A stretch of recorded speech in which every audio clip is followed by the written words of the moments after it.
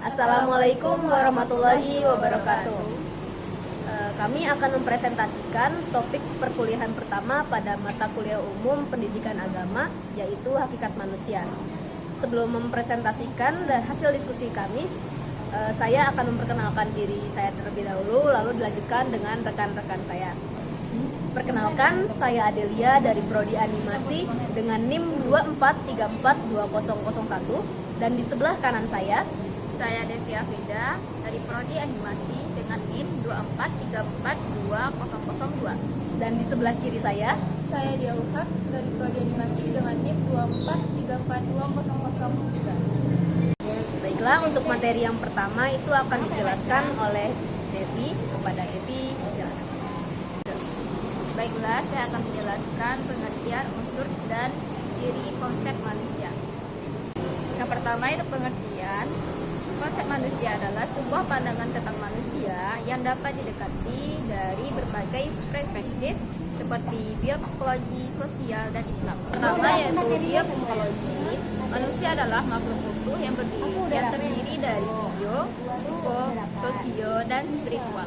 Manusia memiliki kebutuhan untuk mempertahankan hidupnya dan menggunakan mekanisme pertahanan untuk mengatasi perubahan biopsikososial. Yang kedua yaitu unsur. Manusia terdiri banyak unsur, baik yang berkaitan dengan tubuhnya maupun yang berkaitan dengan rohaninya. Dalam rohani, manusia juga memiliki unsur rohani yang merupakan hakikat Tuhan yang abadi dan kekal. Manusia juga memiliki unsur pikiran yang harus sinergi dengan unsur tubuh dan jiwa. Al-Quran menekankan pengelola holistik ketiga unsur ini dalam diri manusia. Ketiga yaitu dalam Islam. Konsep manusia diisyaratkan dalam surat Al-Insan ayat 1 yang mengatakan bahwa manusia pernah tidak ada sebelumnya.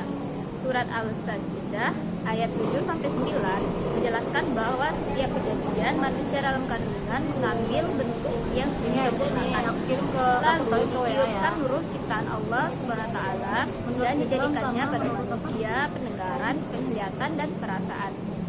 Yang ketiga yaitu ciri-cirinya.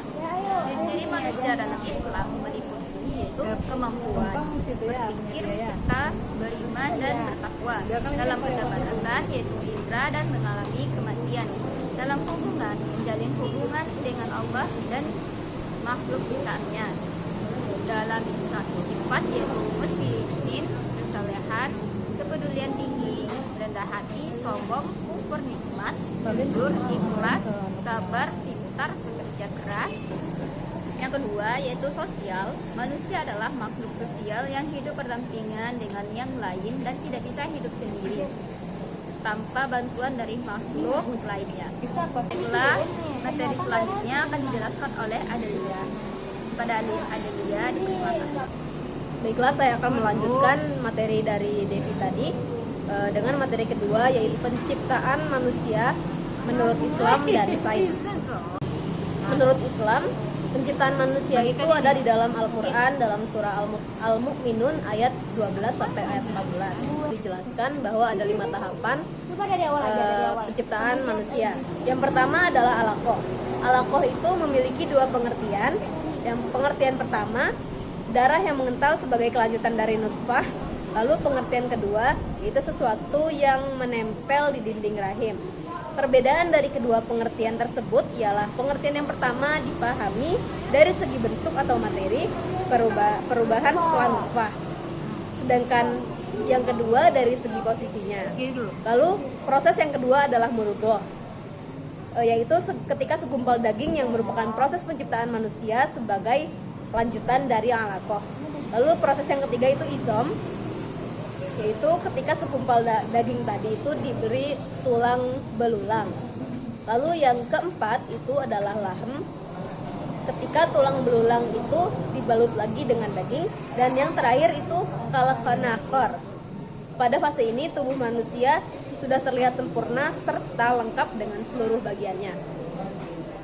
Materi yang ketiga akan dijelaskan oleh Dia. Pada Dia, silakan. Baiklah, saya akan menjelaskan materi ketiga yaitu dimensi kemanusiaan. Yang pertama yaitu dimensi afektif. Dimensi afektif berkaitan dengan sikap, nilai, minat, dan apresiasi. Ini juga mencakup bagaimana individu bersikap dan bertindak dalam lingkup sosialnya. Baiklah, saya juga akan menjelaskan materi yang keempat, yaitu fungsi, peran, dan tujuan hidup manusia unggul.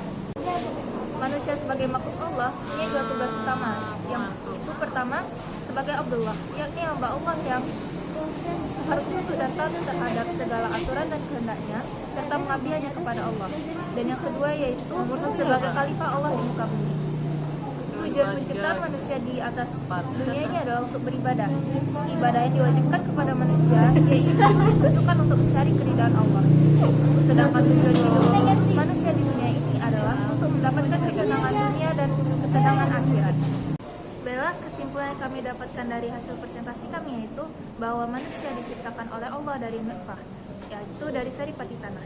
Dan tujuan manusia hidup yaitu untuk beribadah kepada Allah dan mendapatkan keridhaan Allah. Baiklah, sekian presentasi dari kami bertiga. Jika ada salah-salah kata kami memohon maaf. Wabillahi taufiq wal hidayah. Wassalamualaikum warahmatullahi wabarakatuh.